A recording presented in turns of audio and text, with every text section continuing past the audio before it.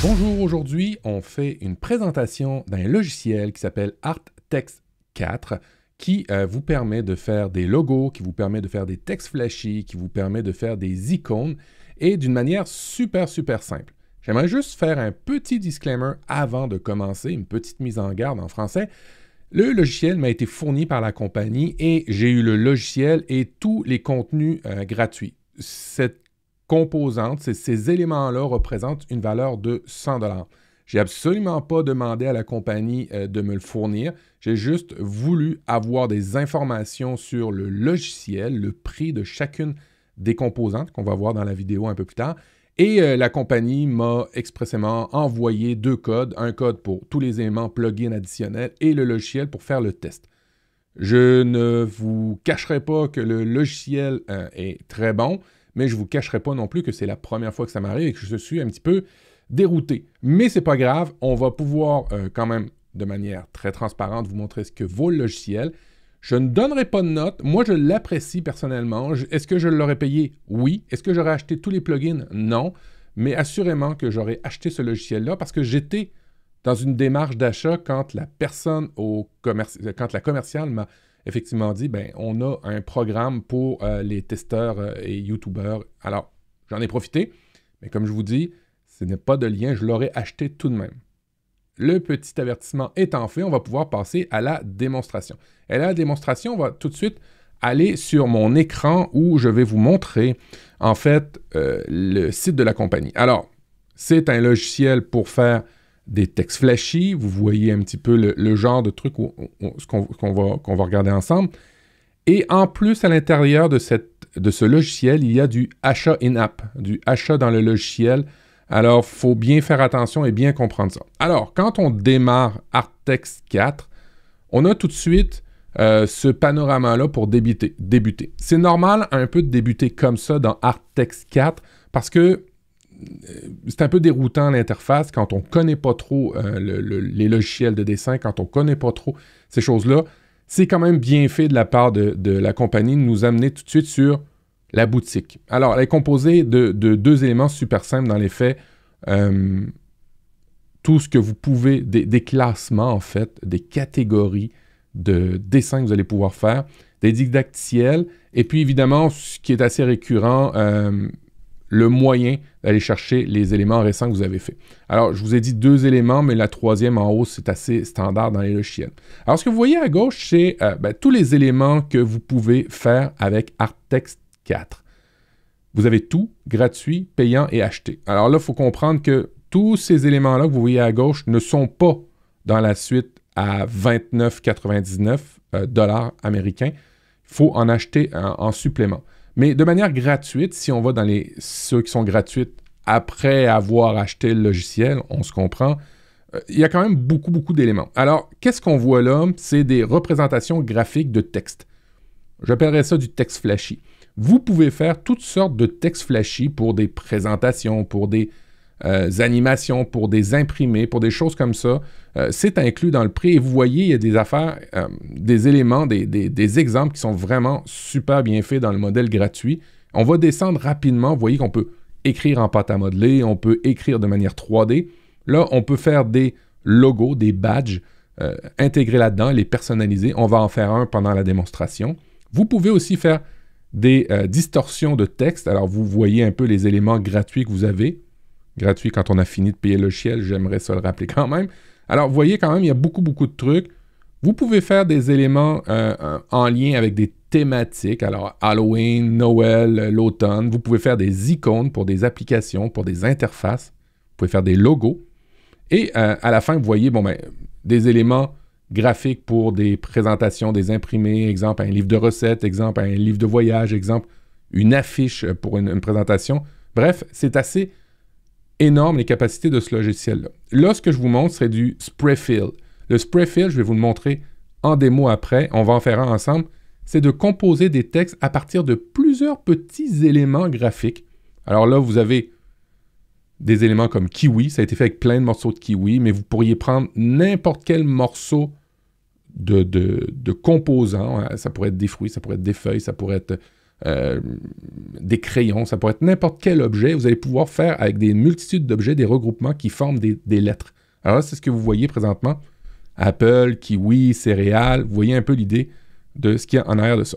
Alors, on va commencer par vous montrer. Je vous ai montré les éléments gratuits.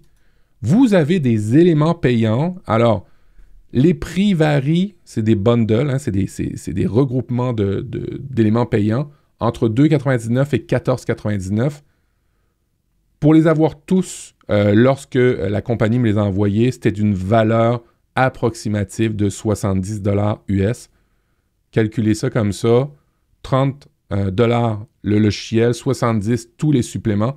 Et évidemment, il y en a d'autres qui arrivent à chaque mois. Alors moi, j'ai eu les suppléments lorsque j'ai fait ma demande, mais là, à chaque fois, il y en a d'autres qui arrivent et en fonction des thématiques. Alors vous voyez, là, c'est d'autres thématiques, du métal, d'autres textures, d'autres, vous voyez, là, écrire en ketchup, en mayonnaise, en moutarde. C'est super intéressant et ça a beaucoup de vocations. Mais la première, je dirais, c'est pour ceux qui n'ont aucun talent graphique. Ben, si vous n'avez aucun talent graphique, vous pouvez peut-être regarder ce qu'offre ArtText 4 et très, très bien personnaliser les choses. Allons-y ensemble. On va prendre un texte en savon. Alors, je clique dessus, ça télécharge le modèle. Je vais le mettre plein écran. En fait, je vais vous le grossir un petit peu. Et vous voyez, là, ici, c'est écrit « soap ». Alors, si je décide d'écrire « savon », alors vous voyez que là, le texte déborde, mais ce qui est bien fait, c'est qu'on peut redimensionner savon et là, avoir personnalisé ça. J'ai écrit savon, mais ça aurait pu très bien être mat, ça aurait pu être très bien tout ça. Et vous voyez que ça fait quand même super bien le travail. Alors, on va écrire YouTube, tiens. Oups. Et vous pouvez réduire les polices. Vous avez tous les éléments graphiques pour réduire la police de caractère et faire de quoi d'un petit peu plus intéressant. Alors là, j'ai réduit la police, ce qui fait qu'il est un petit peu plus bombé. J'aurais pu, à la place de réduire la police, la garder dans la taille où elle était, mais réduire le texte, tout simplement, pour conserver l'espèce d'aspect que j'aime avec les petits bords. Fait que là, vous voyez un exemple de ce qu'on peut faire avec ArtText 4. Je vais pas le sauvegarder. Je vais vous en montrer un autre en 3D. Exemple, on va aller dans les 3D. 3D texte. Parce qu'il permet de faire des images 3D animées Facebook. Et ça, c'est un élément qui appartient propre à Facebook, qui vous permet de faire des images en 3D. Vous savez, des fois, on prend des photos avec notre iPhone, par exemple, en mode portrait, et avec les capteurs, ben, ça fait plusieurs dimensions à la photo, et Facebook est capable de le faire. Ben, vous allez pouvoir le faire avec des images. Alors, si vous avez une compagnie, puis que vous voulez faire ressortir un texte en particulier, ben, ça va vraiment être intéressant, comme, je sais pas, moi, menu de la journée, menu du jour. Alors, vous voyez, je vais redimensionner, oh, je l'ai tourné. Vous voyez ici l'élément où je peux mettre plus en 3D le texte, hein, le mettre dans une dimension en 3 dimensions, justement. Et là, on va le garder comme ça. Et là, vous allez voir, je vais pouvoir exporter en fichier photo, mais je peux aussi l'exporter en photo 3D Facebook. Et on va voir ce que ça fait. Là, vous voyez un peu et vous allez voir que ça bouge. Votre photo va pouvoir bouger. Alors, vous êtes capable de faire une espèce de paramétrisation pour que il y ait un effet particulier sur votre photo, ce qui va attirer l'attention des gens qui vont regarder votre image. Alors ça, c'est pour tout ce qui est 3D. Vous pouvez toujours exporter en format Facebook 3D. On va revenir sur les autres éléments que vous pouvez faire dans ArtText. Là, on a fait tout ce qui était texte. Vous voyez, il y en a plein. Vous pouvez en ajouter. On va aller dans les textes, comme je vous disais juste avant, des textes composés de plusieurs éléments pour vous montrer un peu. Alors, je suis désolé pour vous à l'écran. Ça doit vous donner le tournis. On va aller plus dans ces éléments-là. Regardez, on va prendre les pierres. Alors, vous voyez, je peux changer le texte, il n'y a aucun problème par rapport à ça. Et ce que je peux faire aussi, c'est ajouter des pierres. Je pourrais ajouter d'autres éléments là-dedans. Alors, vous voyez que mon texte est composé de cette pierre-là et toutes les pierres qui ont été ajoutées ici. Mais si je voulais personnaliser la composition des lettres avec d'autres objets, je pourrais Là, vous voyez, il y a des étoiles, mais je pourrais ajouter d'autres éléments pour plus personnaliser mon texte. Évidemment, en ajouter plusieurs, puis le logiciel va s'occuper de aléatoirement les ajouter pour que ça fasse des lettres. Alors, vous voyez, là, je peux ajouter des céréales, je peux ajouter des fleurs, mais je peux aussi ajouter des éléments personnalisés. Vous allez devoir poursuivre dans IFTTT. Excusez Siri. Vous pouvez ajouter des éléments personnalisés à vous-même et composer ça avec les objets que vous voulez pour créer des textes à vous. On a montré les textes, on a montré des textes flashy, on a montré... je vais vous refaire un autre texte flashy, là, exemple du métal, du métal rouillé. Vous allez voir, on est capable d'avoir des éléments super intéressants. Du métal magnifique. Et là, vous me direz, bon, ben, c'est toujours à peu près les mêmes dimensions. Vous pouvez toujours redimensionner le format de l'image. Là, elle est en 1220 pixels par 512, mais je pourrais la mettre en 1220 pixels aussi.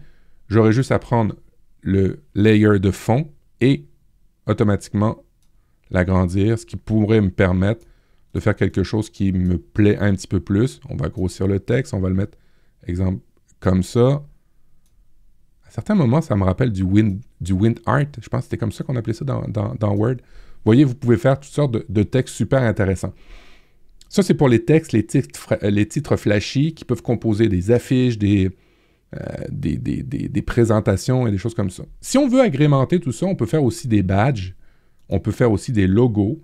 On va aller voir ça avec des logos. Vous voyez, il y a déjà des logos préfaits. Vous pouvez aller dans un logo qui vous plaît et faire certains changements pour le personnaliser. Ignorer. Voilà. Et vous pouvez, exemple, moi je vais changer le logo, je vais mettre un autre logo. On va prendre un layer logo. Voilà, on va prendre une forme. On va prendre une étoile, tiens. On va prendre une étoile, puis on va ajouter ça à ma composition. Je vais retirer ce texte-là qui n'a rien à voir là. Je vais l'ajouter ici. Je vais changer la couleur.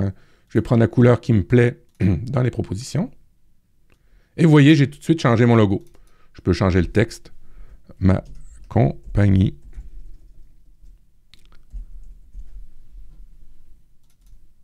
Et tout de suite, en quelques clics, vous avez votre propre logo. Alors, ça peut être super intéressant pour des gens qui commencent, qui n'ont pas nécessairement les moyens de se payer un graphiste, qui n'ont pas nécessairement les moyens des œuvres caritatives, des choses comme ça, qui n'ont pas nécessairement besoin les moyens, en fait, de se payer des professionnels. Ils vont pouvoir se faire des badges ou des logos. Alors, on va supprimer ce badge. Et vous avez aussi des icônes. Alors là, encore une fois, on a un effet 3D d'icônes. Vous pouvez ajouter des objets. Vous l'avez vu précédemment. Je vais rajouter un objet de cette manière-là. Et vous voyez, boum, l'effet change. Et j'ai mon icône et je peux l'exporter. Un fait intéressant, c'est que vous pouvez exporter vos objets avec le fond de couleur plein ou en mode transparent. Alors là, ici, en l'occurrence, il va le sortir en mode transparent. Si je fais exporter, je demande de l'avoir en fond transparent sur PNG, par exemple, et je vais pouvoir le mettre sur d'autres compositions sans avoir à changer la couleur en arrière, sans à faire du détourage, et tout va bien se faire. Alors, on a fait des logos, des textes flashy, et je vais vous montrer peut-être un badge. Ça pourrait être bien un badge. Et on pourrait faire un badge. On va dire école de badge. Et vous voyez tout de suite ma composition, ben, je suis reparti d'un élément que j'avais déjà. Voilà, ici, on va juste le tasser. Boum, j'ai changé et automatiquement, ça me fait mon image à la forme ou à la saveur que je désire. Est-ce qu'on a passé tous les éléments que je voulais vous montrer? Texte flashy, texte composé. On a du social media. Oui, on pourrait aller voir ce que ça fait, social media.